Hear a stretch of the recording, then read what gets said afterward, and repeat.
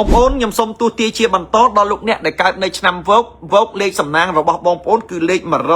128ចំណែកពណ៌សំណាងរបស់បងប្អូនអ្នកដែលកើតនៅឆ្នាំវោកគឺពណ៌សបាទអ្នកដែលកើតនៅឆ្នាំវោកខមមិននៅលេខសំណាងគឺលេខ128ហើយពណ៌សំណាងរបស់បងប្អូនគឺសូមលោកអ្នកប្រើពណ៌សរាសីរបស់លោកអ្នកនៅក្នុងខែ8ខែសីហាឆ្នាំ2026នេះអ្នកដែលកើតនៅឆ្នាំវោកគឺរាសីយ៉ាងម៉េចដែរសូមបងប្អូនកូនក្មួយកុំអាដកដង្ហើមហើយចាំស្ដាប់ខ្ញុំនឹងរាយរាប់ខ្ញុំនឹងទូទាជូនលោកអ្នកដែលកើតនៅឆ្នាំវោកគេមើលខាងក្រៅគេថាឯងកើតឆ្នាំវោករឹងដូចដែកចឹងណាអត់មានប្របាកអត់មានកើតទុកអីទេទោះបីជាមានរឿងមានវិបត្តិយ៉ាងម៉េចក៏ដោយក៏អ្នកឯងនៅតែប្រឈមមុខបានដែរក៏អ្នកឯងនៅតែដោះស្រាយបានដែរអានឹងគ្រាន់គេមើលមកណាបាទប៉ុន្តែប្រធានពិតហ្នឹងសួរអ្នកកើតឆ្នាំវោកវារឹងមាំដូចគេមើលមកអត់ទេចិត្តឈួតហើយបាទអ្នកដែលកើតឆ្នាំវោកហ្នឹងក៏ត្រូវឲ្យគេលួងលោមក៏ចង់ឲ្យគេថ្នាក់ថ្នមក៏ចង់ឲ្យគេនឹងយល់អំពីយើងដែរប៉ុន្តែសួរថាមានទេអត់ទេបាទមិនដែលមានទេអ្នកដែលកើតឆ្នាំវោកយើងកើតមកចាំតែលួងគេចាំតែជួយគេចាំតែលះបង់ដើម្បីគេទេប៉ុន្តែគេមិនដែលខលពីយើងទេបាទជីវិតនឹងគឺវាបែបនឹងពេលខ្លះខឹងចិត្តពេកចង់រត់ចោលស្រុកប៉ុន្តែមិនដឹងរត់ទៅណាបាទអញ្ចឹងជីវិតអ្នកកើតឆ្នាំវោកយើងឈឺចាប់ឆ្អែតហើយយើងអត់ឲ្យសេចក្តីឈឺចាប់នឹងវាមានបន្តទៅទៀតទេឈប់ឲ្យមានហើយបាទអញ្ចឹងអ្នកដែលកើតឆ្នាំវោកយើងនិយាយមកពីរាសីយើងវិញឆ្នាំ2026មិនបាច់និយាយវោកហ្នឹងគឺប៉ះជាងគេថាចិត្តឈួតចិត្តឈួតបាទឥឡូវទៅចិត្តឈួតដែរប៉ុន្តែទៅមុខអាចឈួតអញ្ចឹងអ្នកដែលកើតឆ្នាំវោកក៏ដឹងខ្លួនដែរបាទថាចិត្តឈួតឥឡូវកុំឲ្យឈួតតន់ណាយើងក៏ខំប្រឹងយើងក៏ពង្រឹងខ្លួនឯងទៅដើម្បីឲ្យល្អព្រោះអ្នកដែលកើតឆ្នាំវោកបើអ្នកឯងមិនពង្រឹងខ្លួនឯងទេបើអ្នកឯងក៏មិនប្រឹងខ្លួនឯងទេគឺអត់មានអ្នកណាមួយគេមកជួយយើងអត់មានអ្នកណាមួយគេមកលះបង់ដើម្បីយើងអត់មានអ្នកណាមួយគេមកខ្វល់ពីយើងទេមកជីវិតនេះគេទុកចោលរហូតហ្នឹងបាទអញ្ចឹងអ្នកដែលកើតឆ្នាំវោកបើគេគ្រប់គ្នាគេបោះបង់យើងចោលហើយយើងមិនបាច់បោះបង់ខ្លួនឯងចោលទេយើងត្រូវរឹងមាំឡើងអញ្ចឹងឥឡូវយើងនិយាយពីរាសីរបស់យើងអ្នកដែលកើតឆ្នាំវោកលេខសំណាងលេខ128ពណ៌សំណាងគឺពណ៌សអ្នកដែលកើតឆ្នាំវោករាសីខែ8ដើមខែប្រយ័ត្នឆ្លោះគ្នាជាមួយប្តីប្រពន្ធបាទដើមខែប្រយ័ត្នឆ្លោះគ្នាជាមួយប្តីប្រពន្ធណាលោកអ្នករៀងតឹងតែងបន្តិចអ្នកកើតឆ្នាំវោកដើមខែហ្នឹងគឺពាក់ព័ន្ធជាមួយចំនួនប្រយ័ត្នឆ្លោះគ្នាជាមួយប្តីប្រពន្ធអញ្ចឹងប្តីប្រពន្ធគឺមិនគួរហិង្សាមិនគួរខឹងទេត្រូវមានធម៌ខន្តីអញ្ចឹងអ្នកដែលកើតឆ្នាំវោកត្រូវចេះអត់ឱនត្រូវចេះអត់ធ្មត់ត្រូវចេះអធិស្ស្រ័យពីព្រោះថាដើមខែ8លោកអ្នកនឹងក្តៅក្រហាយលោកអ្នកនឹងមានកំហឹងជាប់នឹងខ្លួនអញ្ចឹងអ្នកដែលកើតនៅឆ្នាំវោកគឺសូមឲ្យលោកអ្នកប្រយ័ត្នប្រយែងពាក់ព័ន្ធជាមួយនឹងគេហៅថាអត់ធ្មត់កុំឲ្យឆ្លោះគ្នាតែឆ្លោះគ្នាមិនដែលល្អមើលទេបងប្អូនប្របាក់ទាំងចិត្តប្របាក់ទាំងកាយបើគេដឹងខ្មាស់គេទៀតណាខ្មាស់គេឲ្យមានកូនគេមិនលើកកូនឲ្យទៀតណាក្រោឲ្យយកទេពូជវាឆ្លោះតែគ្នាម៉ែឪវាយល់ទេអញ្ចឹងត្រូវប្រយ័ត្នអានឹងមួយទី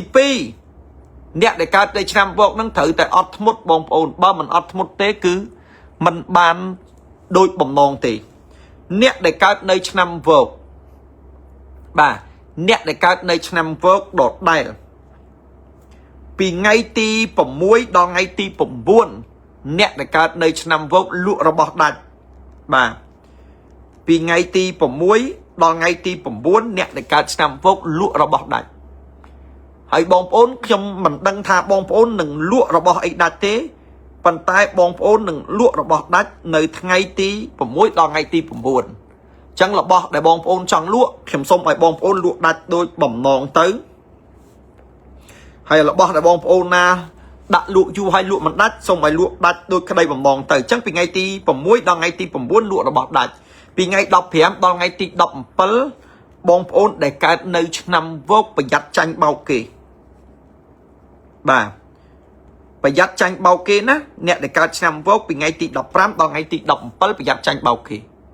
ក្នុងទម្រង់ណាក៏ដោយក្នុងរូបភាពណាក៏ដោយពីថ្ងៃ15ដល់ថ្ងៃ17កុំឲ្យលុយគេខ្ចី កុំអាណិតគេកុំមេត្តាដល់គេ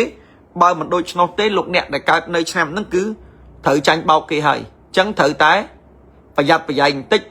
កុំឲ្យចាញ់បោកគេអញ្ចឹងអ្នកដែលកើតឆ្នាំវោកប្រយ័ត្នចាញ់បោកគេណាបាទលោកអ្នកដែលកើតនៅឆ្នាំវោកដដែលពីថ្ងៃទី22ដល់ថ្ងៃទី24ពីថ្ងៃទី22ដល់ថ្ងៃទី24អ្នកដែលកើតឆ្នាំវោកមានដំណឹងល្អបាទអ្នកដែលកើតឆ្នាំវោកពីថ្ងៃទី22ដល់ថ្ងៃទី24មានដំណឹងល្អដំណឹងល្អនឹងបាទដំណឹងល្អនឹងគឺជាដំណឹងដែលមិនអាក្រក់ហើយដំណឹងល្អដែលអ្នកដែលកើតឆ្នាំវោកជួបនឹងគឺជាដំណឹងដែលជួយឲ្យយើងនឹងដែលទន្ទឹងរង់ចាំយូរហើយដំណឹងដែលយើងចង់បានយូរហើយនឹងគឺវាចាំបាត់ណាឥឡូវគឺវានឹងបានល្អប្រសើរឡើងមកវិញបាទអញ្ចឹងលោកអ្នកដែលកើតនៅឆ្នាំវោកនឹងគឺជាពេលវេលាមួយនឹងទទួលបានដំណឹងល្អបាទនេះនៅចន្លោះពីថ្ងៃទី22ដល់ថ្ងៃទី24អញ្ចឹងអ្នកដែលកើតនៅឆ្នាំវោកនឹងមានដំណឹងល្អឲ្យតែដំណឹងល្អស្អីក៏ដោយបាទកុំឲ្យតែដំណឹងអាក្រក់បាទលោកអ្នកដែលកើតនៅឆ្នាំវោកដដែលចុងខែ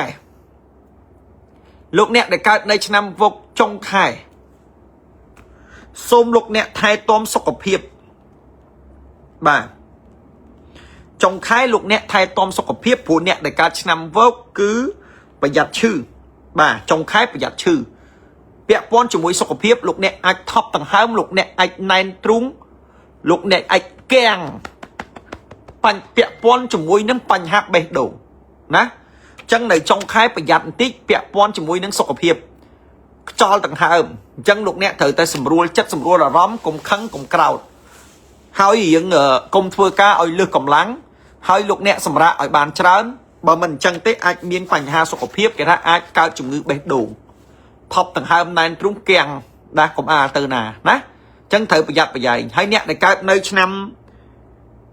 វោកខមមិនដែលលេខសំណាងគឺលេខ128ពណ៌សំណាងគឺពណ៌សអ្នកដែលកើតនៅឆ្នាំវោកដូចខ្ញុំបាននិយាយចឹងថារឿងល្អក៏វាចូលមកដែរប៉ុន្តែរឿងមិនល្អក៏វាចូលមកច្រើនដែរ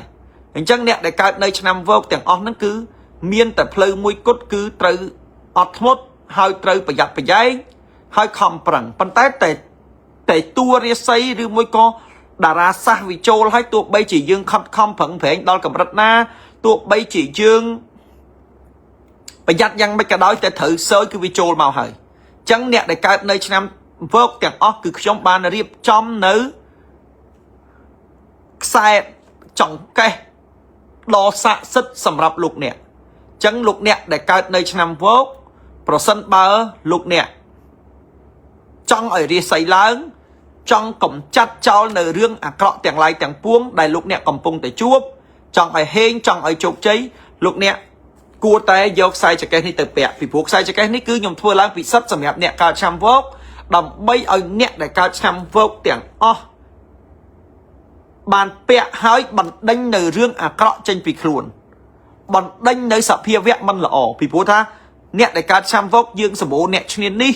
យើងសម្បូរអ្នកលៀបពណ៌យើងសម្បូរអ្នកចំណែនយើងសម្បូរអ្នកដែលគិតមិនល្អដាក់យើងច្រើនណាស់ហើយចឹងយើងអត់ដឹងថាគេស្រឡាញ់យើងប៉ុណ្ណាគេអត់ដឹងយើងស្មោះប៉ុណ្ណាទេចឹងបងប្អូនខ្សែចង្កេះនេះគឺពិសេសសម្រាប់លោកអ្នកបាទព្រោះខ្ញុំធ្វើឡើងទី1គឺមុនមហានិយមទី2គឺអាឋានការពារសត្រូវអាឋានការពារសត្រូវនោះគឺថារាល់សត្រូវទាំងអស់មិនថាផ្លូវងងឹតទេគឺកំទេចចោលទាំងអស់អត់មានប៉ះពាល់បានទេទី2គឺមុនមហានិយមគឺជួយឲ្យគេអាណិតស្រឡាញ់ជួយឲ្យមានប្រជាប្រិយភាពជួយឲ្យធ្វើអ្វីក៏បានកាក់កបចឹងបងប្អូនយកខ្សែចង្កេះនេះយកទៅពាក់ទៅសម្រាប់អ្នកកើតឆ្នាំវោកហើយបើបានពាក់ពីខែ7ពីខែ8នេះទៅគឺជោគជ័យហេតុអីបានខែ8ខ្ញុំឲ្យពាក់ដោយសារខែ8គឺជាខែវោកចឹងអ្នកដែលកើតឆ្នាំវោកវាត្រូវជន់ឆ្នាំឆុងខែដល់ចឹងកិច្ចការងាររកស៊ីមុខចំនួនជួញដូរមុខរបរតូចធំទាំងឡាយទាំងពួងសម្រាប់លោកអ្នកដែលកើតឆ្នាំវោកគឺឧបសគ្គផ្លូវចិត្តអត់ល្អងាយពាក់ព័ន្ធជាមួយជំងឺឈឺថ្កាត់ហើយមានគេចំណែនចឹងខ្ញុំឲ្យយកខ្សែចង្កេះនេះយកទៅពាក់ nâng ca pia nâng cầm tích cháu nơi hướng mình lọ hỏi chẳng bong ôn dọc sai chỉ cái này cho tớ bẹt tới bong ôn nâng hên bong ôn nâng cạ cóp bong ôn nâng chụp chì hay mà trong bán tầm nẹt tầm nông chạp chụp hết rồi muối có bẹt tông tam lê telegram bong lục cụ mà hai chúng dựng mặt đặt nơi lưỡi ekran nâng ấy lê xôn chất mà phay bầm bốn sam bầm bấy xôn cay bầm bốn xài cốt bẹt bầm muối sam bẩn chui ở dương ban lọ rung rương hái chui ở dương ban chụp chì hái dương ban liệp sầm nang chụp tiết học ban bẹt bị khai bầm bayในเต้นเนี่ยในการแชมป์วอกเปรียบบานโดยเมียนไอครอกาเปียจังเปรียบบานโดยเมียนองกระเระจังเปรียบบานเมียนเสาดอดไทยกาเปียยังจังอัดเมียนไซนาขวโจมาครองครูนยังตีจังยังสมัยบานสกัดได้ซอกสกัดได้จมเหมือนจุกใจแต่นะให้จูนเปิลดอนเนี่ยในการในชนำวอกต่างอ๋อเอาจูประเทศต่างสกัดได้ซอกสกัดได้จมเหมือนให้ลูกเนี่ยคำมันในเล็กสำนักคือเล็กมาโรยมาเพย์ผมไว้จำในปอสำนักเนี่ยในการชนำวอกคือปอซ่อบองโอนนะบ่าสมติกบองโอนนะสมติกมา